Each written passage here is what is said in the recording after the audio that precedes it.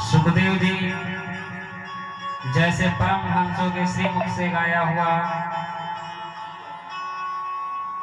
वह मधुर गीत श्रीमद् भागवत ही वह दिव्य महो औषधि है जिसका पान करते ही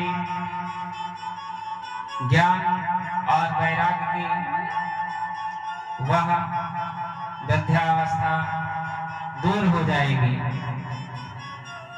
और नव यौवन संपन्न होकर अपनी मैया के साथ नाचेंगे। जब नारद जी को संकादियों की बात पर विश्वास नहीं हुआ तो संकादिक कहते हैं नारद जी वही दावा हमारा है, तुमने सारे वेद सुनाए, उपनिषद सुनाए, भगवत गीता सुनाई, परंतु हम आपको विश्वास दिलाते हैं कि सुखदेव जैसे परमहंसों का गाया हुआ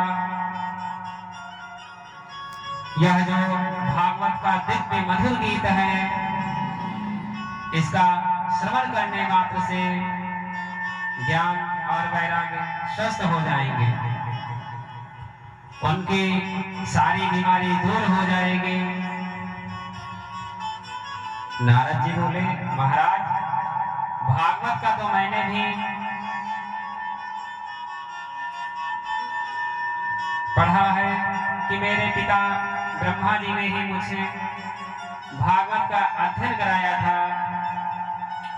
इसलिए मैं जानता हूं कि भागवत में जो भी व्याख्याएं हैं वह सब वैदिक सूत्रों की ही व्याख्या है।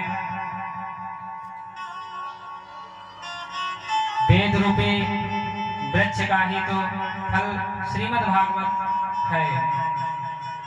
जब वेद उपनिषद सुनाने से कुछ नहीं हुआ तो वेदों की व्याख्या करने वाले ग्रंथ श्रीमद् भागवत से भला क्या हो जाएगा। संकादिक मुस्कुराते हुए बोले नारद जी कोई आम का मीठा फल खाने वाला यह कहे कि वह फल जब इतना मधुर है तो वह वृक्ष भी कितना मधुर होगा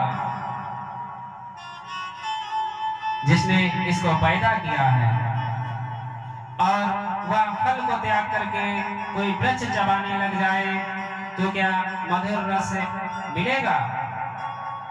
स्वाद लेने के लिए फल का ही सेवन करना पड़ेगा। वृक्ष में वह स्वाद नहीं मिलेगा।